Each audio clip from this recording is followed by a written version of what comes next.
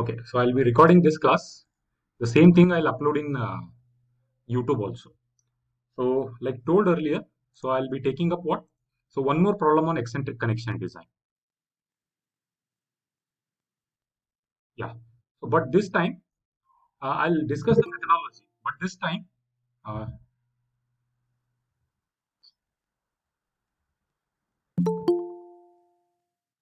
this time what we'll do, we'll take inclined loop. I'll take up the same problem. Or I'll take up the same problem. Say this is one plate, one vertical plate, and this is another horizontal plate. Clear? And say we have same number of bolts. 1, 2, 3, 4, and 5.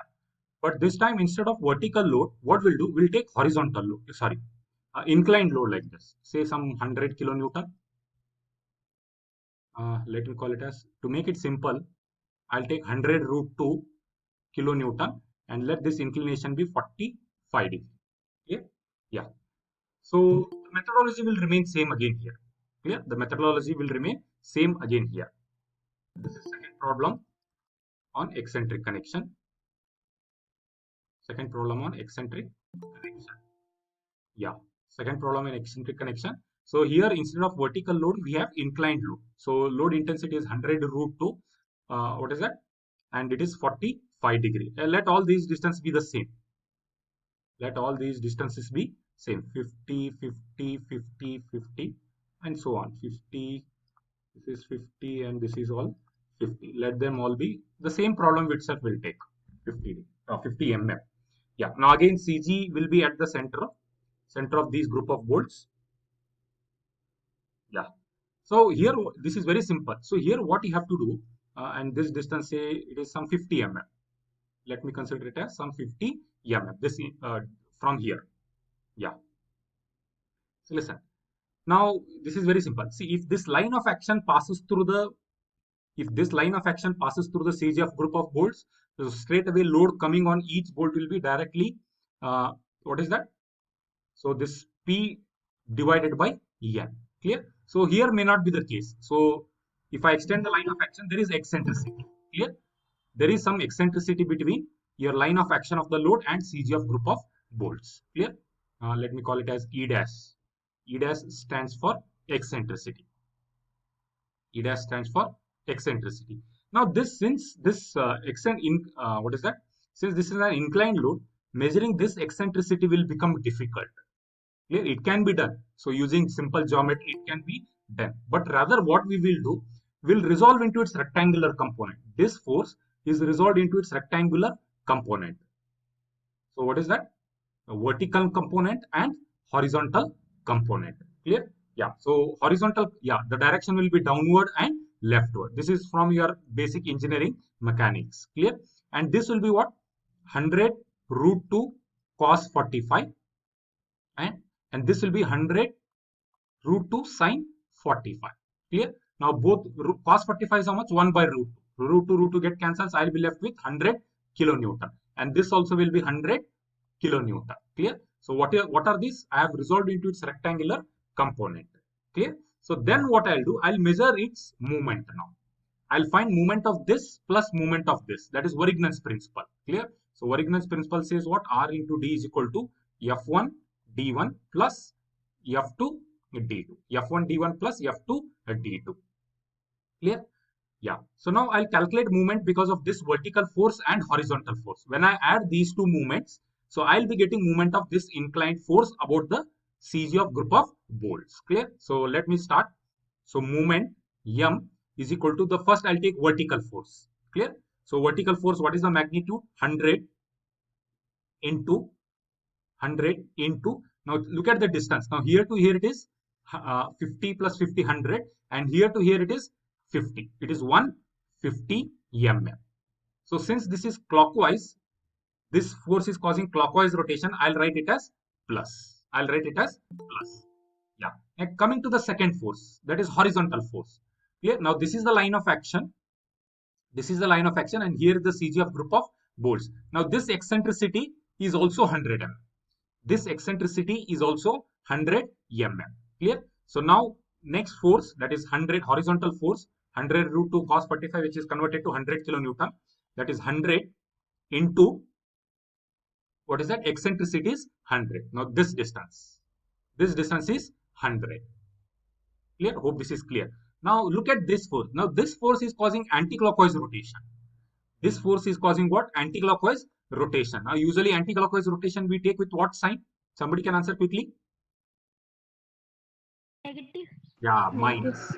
Yeah. So this force was causing clockwise, I have written plus, and this force was causing minus, I have written, sorry, anti-clockwise, I have written minus. Clear? So if you calculate the next net force, net movement, it will be 5,000 kilonewton millimeter. Clear? So 5,000 kilonewton millimeter. So what will be the net movement now? It is 5,000 kilonewton millimeter. Now rest all procedure will remain same. Rest all procedure will remain same. Now first we have to calculate vertical load now. Vertical load on each bolt. Vertical load on each bolt. Now somebody can tell me what will be the vertical load in each bolt fast. Let me call it as PV. Fast, somebody can tell me what is the vertical load acting? Fast, what is the vertical load 100. acting? Huh? 100, yes. So number of bolts, 5. Clear? So all these bolts are subjected to vertically downward load. I'll better draw like this. See these 5 bolts I'll draw like this. Yeah. So all these bolts are subjected to, say, let this be 20 kilonewton. This will be 20 kilonewton. So all these bolts are subjected to 20 kilonewton in downward direction. So let me write 20, 20, 20. This is all 20. Yeah. Now we also have a rotation now. We also have a rotation. Now how do you calculate movement because of the rotation? Other day we have seen the formula, no? Vertical force because of the rotation. It is m into x divided by summation of x square plus y square. Clear? Yeah. So that is vertical force because of movement. So what is that? Vertical force. Sorry, yeah. Vertical force because of movement. That is m into x divided by summation of x square plus y square. Clear? So this will be xi. Now you know what is x. What should be x? Can I get answer from your side fast? 50. No, no. What is that? Correct. 50 is correct. What is that distance x? Measured between what and what? Horizontal distance between Yeah, very good. It is horizontal distance between center of bolt to the CGF group of bolts. Clear?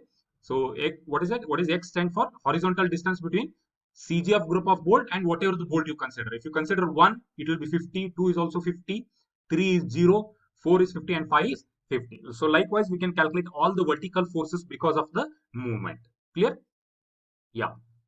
That is one thing. Clear? Now because of this rotation, clockwise rotation, now quickly tell me, now what vertical loads these will be subjected to, downward or upward? These two bolts. Because of this clockwise rotation, so this is, we are getting plus. It means it is a net movement is clockwise rotation.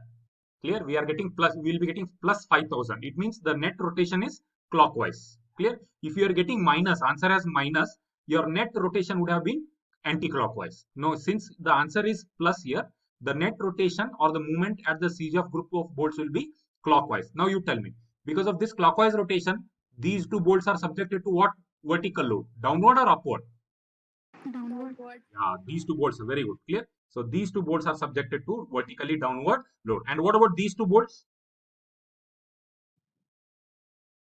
Upward. Yeah, these two bolts will be subjected to upward bolt. Clear? Sorry, upward load. Yeah, so we have calculated vertical forces now. Now somebody can tell me how do you calculate horizontal forces fast? Horizontal force on each bolt. Horizontal force on each bolt. I'll redraw those all the bolts. 1, 2, 3, 4, and 5. Now tell me. Now look at that. Is there only vertical force is acting, or also we have an what in horizontal force also acting? Because we have resolved this, right? We have resolved this. Clear? So what? horizontal force of 100 kilonewton also will be acting on all the bolts now. Yes, sir. Yeah.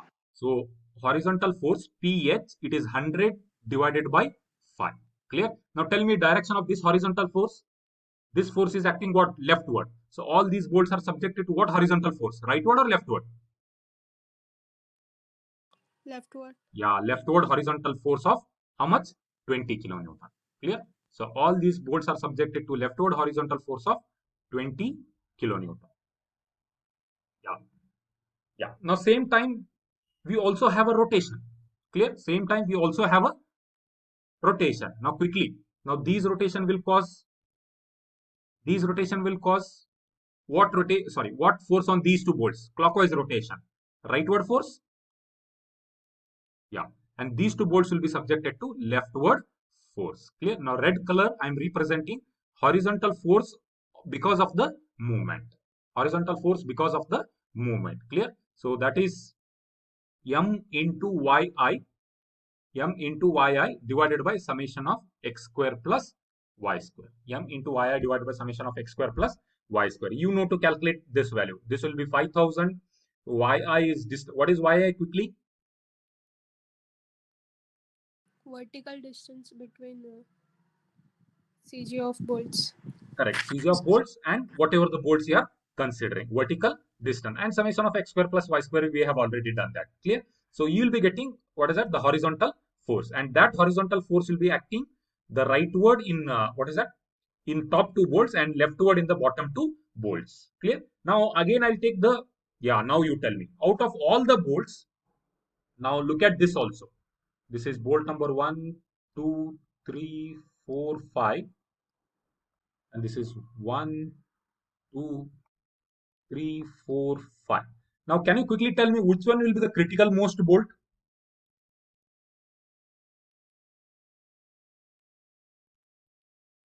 Now you have to superimpose these two. You have to superimpose these two. Can you quickly tell me which one will be the most critical bolt? Okay, we'll go one by one. Vertical 2 and 5. Yeah, okay. We'll go one by one. See, listen. Here, when you observe, no, see, these bolt 1 and 4, vertical forces are getting nullified.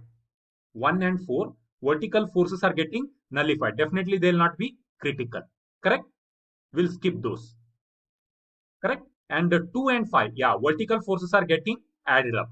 Clear? Vertical forces are getting added up. We'll consider 2 and 5. And definitely not 3 because there is no horizontal force. Now, coming to, yeah, observe 1 and 2 now. Here we can observe horizontal forces are getting nullified.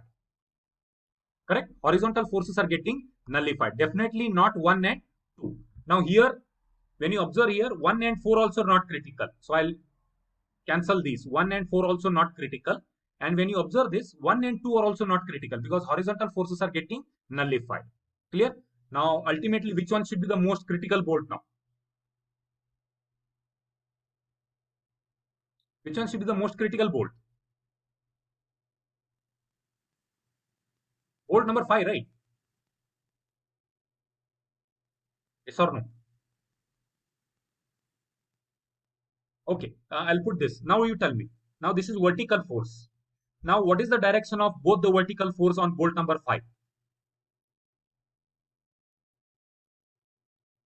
What is the vertical direction of both the forces on the bolt number 5? Are they acting opposite or same direction?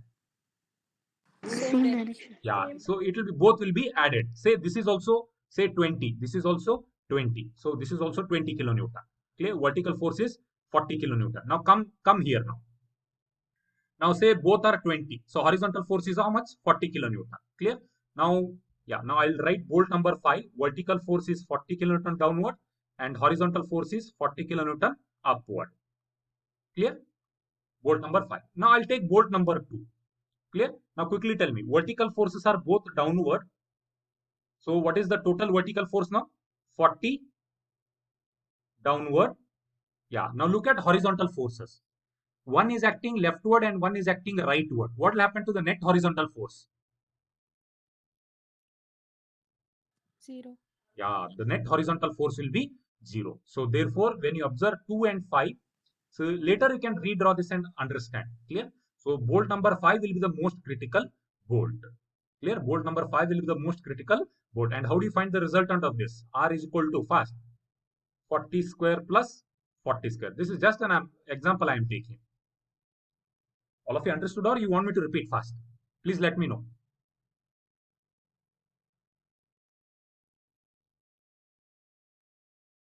No, video is running. No, this is, yeah. So now when you look at this, the most critical bolt will be bolt number 5. Clear? And the resultant 4 acting on, yeah. So the resultant force acting on bolt number 5 will be 40 square plus 40 square. Just presumption. This is some presumption. So how much will that be? 40 square plus 40 square roughly. Can somebody get the answer? Root of 3200. Somewhere around 56. 56.56 kilonewton. Clear? Yeah. Now, can somebody tell me what is this 56.56 kilonewton? This will be the load. Resultant. Yeah. What is that force? It is the load, maximum load acting on the critical bolt. It is the maximum load acting on the critical most bolt. Clear? And this load should be what? Greater than design strength of the bolt or less than design strength of the bolt? Less than. Yeah, very good. This load should be less than design strength of the bolt. And how do you calculate design strength of the bolt? How do you calculate design strength of the bolt? Shear capacity and bearing. Yeah, lesser of shearing. Very good. Lesser of shearing and bearing. Clear? So you know to calculate the design capacity of the bolt, that is lesser of shearing and bearing. So that value has to be greater than this, or this value has to be lesser than or equal to the design strength of bolt. Clear? So such problems can also be done when inclined load is given. So this is very simple. You have to see rest all procedure is same. Only thing what you have to do, you have to resolve into its rectangular components. One vertical component and one horizontal component. Vertical component and horizontal component. Now rest all, what is that? The methodology or the procedure will remain same. So again, vertical load divided by number of bolts. Clear? Clear? And you have to calculate movement. Clear? You have to calculate movement because of this eccentricity. Yeah, and also you have to calculate horizontal force. Now earlier there was no horizontal force. Now we have this horizontal force also acting. So that horizontal force divided by number of bolts. Clear? And this horizontal force is because of the movement. Clear? If movement is clockwise, so you have to mark a clockwise rotation like this. If movement is anti-clockwise, you have to mark the other direction, because based on these movements only. So listen, if movement is in other direction, so the force direction of the forces will get reversed. These two bolts will be subjected to vertically downward, and these two bolts will be subjected to vertically upward. And same the case with the horizontal force also. Horizontal force also will get changed, vice versa. All of you agree with this or no? As the direction of rotation changes, clear, your direction of the vertical and horizontal forces also will change. All of you agree with this or no? Yes, sir. Okay, fine. Yeah. So one last bit is left. Yeah. Now, so far, what problems we have seen is your bolts were already given for you. Just a minute. Yeah. Your bolts were given and you were calculating adequacy. So earlier, if you look at these two problems, your connections were already given. Clear? So then you are checking whether it is safe or unsafe. Clear? Sometimes directly you'll be asked to design.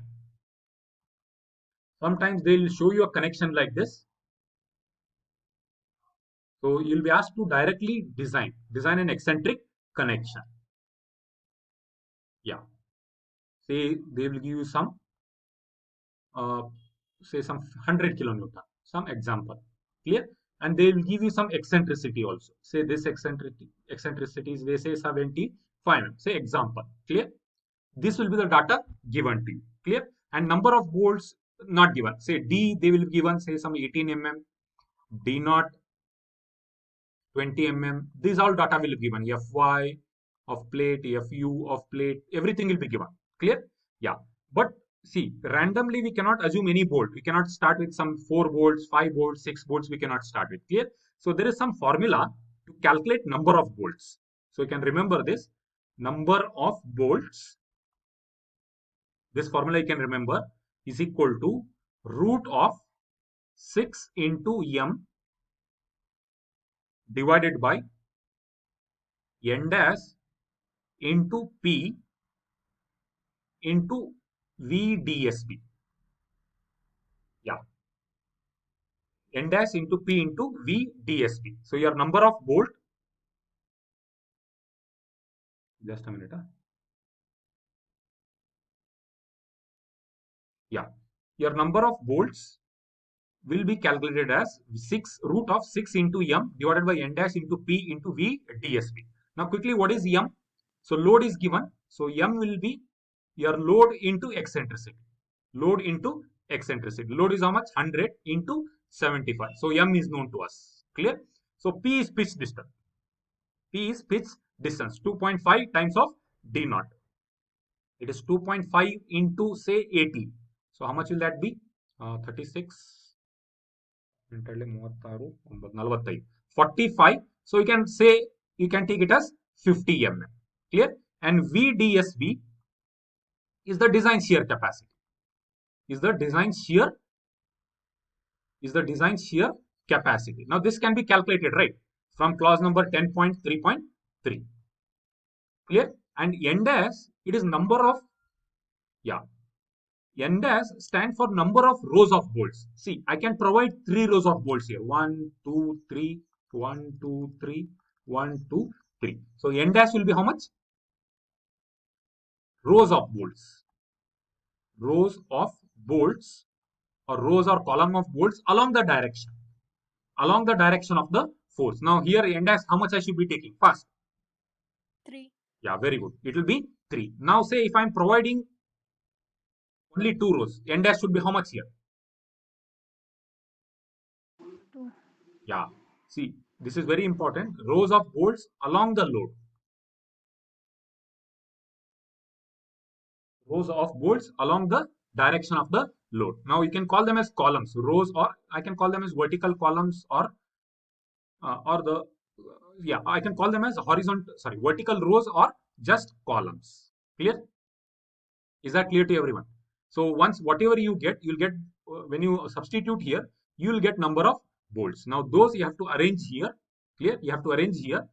Clear? So then you have to check the adequacy like what we have done earlier. So in the same method. Understood this, all of you? All of you followed this? Yes or no? Please. Yes, sir. Okay. So what is, see, this is very simple. Earlier problem, you are asked to calculate the adequacy. In this problem, what they do, you have to design the bolts. You have to design the bolts. Now, to design the bolts, it is not easy to calculate number of bolts here. Like, unlike if it is, see, if it is concentric, you see, if the load was here, what you would have done? Directly, you would have calculated the shearing and bearing capacity. So, load divided by the design strength. Load divided by the design strength will give you number of bolts. Will give you number of bolts. This was the design. But here what you have to do, we have to presume some. We have to assume some number of bolts using this formula. Clear? You have to assume some number of bolts using this formula. Clear? So you have to arrange them here. Once we arrange, then you have to go back and check as per the same. Then you have to go back and check the adequacy of each bolt. Adequacy of the critical most bolt. I think this can be done. Maybe I'll share some WhatsApp. What is that? The photo, the problem solved from Subramaniam. Maybe I'll share it today. So in this line, you can refer to that. Clear? With that, we'll be closing eccentric bolted connection. So maybe tomorrow we'll see what the HSFG bolted. Problems on HSFG bolted connection.